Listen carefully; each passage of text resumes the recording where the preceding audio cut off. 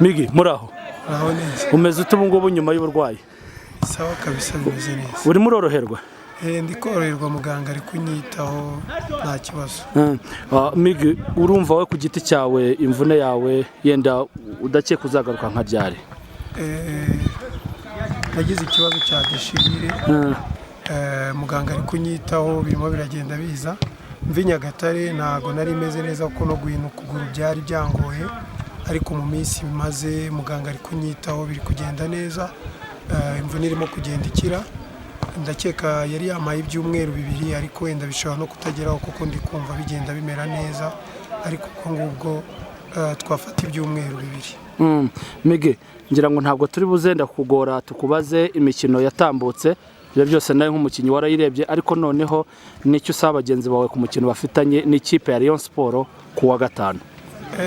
Mbere na mbere barabizi tumaze iminsi tubiganiraho twatakaje umukino wa mbere na AS Kigali bibaho muri football ntago wavuga ko imikino yose wayitsinda ubu tuba dushaka gutsinda imikino yose ariko hari igihe byanga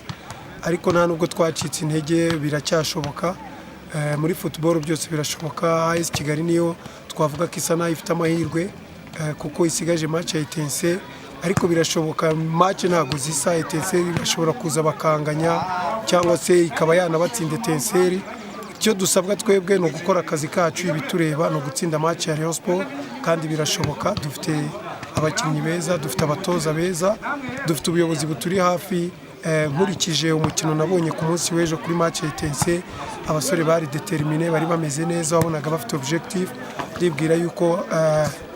imbaraga bari bafite ku munsi w'ejo hashize bakina na Etincelle bagomba kuzikomezanya ndetse bakanakuba inshuro ebyiri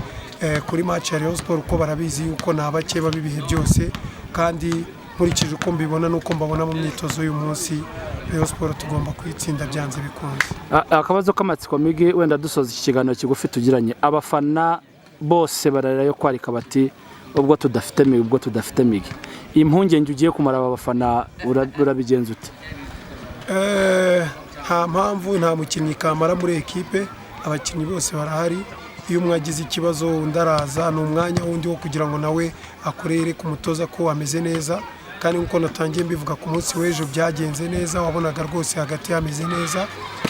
impungenge nabamara ndi hafi ya ekipe nibyo koko nk'umuntu ufite experience ndi kugerageza kubiganiriza abagenzi banjye ikipe ya Rayon Sport ni ikipe nzi ni ikipe twagiye dukina cyane imikino myinshi ndayizi nzaho ikomeye nzaho iba yoroshye kuri experience yanjye ndi kugerageza kubiganiriza abagenzi banjye ngo bazamberaho ntari kandi ndi kubona mu myitozo babikora neza nababwira bazaza ari benshi nk'uko basanzwe babikora batube hafi nk'uko basanzwe batuba hafi abasore bari tayari rwose ndakeka ndizera ntashidikanya nkurikije ibyo nabonye hano mu myitozo y'uko tugomba gutsinda Rayon Sport. Ijambo rya nyuma mu masegonda make umuyobozi ahora ari umuyobozi niki wisabira abafana ba PL? Mbere na mbere nuko bashimira kuko n'abantu n'imfura ntago bajya bacika intege iyo bimeze nabi batuba hafi nibari badutengwa icyo nabasaba baze batube hafi kuri match ya Rayon Sport nanjye ndabizeza yuko nkurikije ibyo nabonye hano mu myitozo ngakurikiza abatoza beza dufite n'imyitozo bari gutanga n'imbaraga ndi kubona abakinnyi muri iyi myitozo ndabararikira kuza ari benshi bakaba inyuma ya PRFC natwe nk'abakinnyi tuzakora ibishoboka byose kugira ngo ibyishimo tubagomba babibone. Urakoze cyane Migi.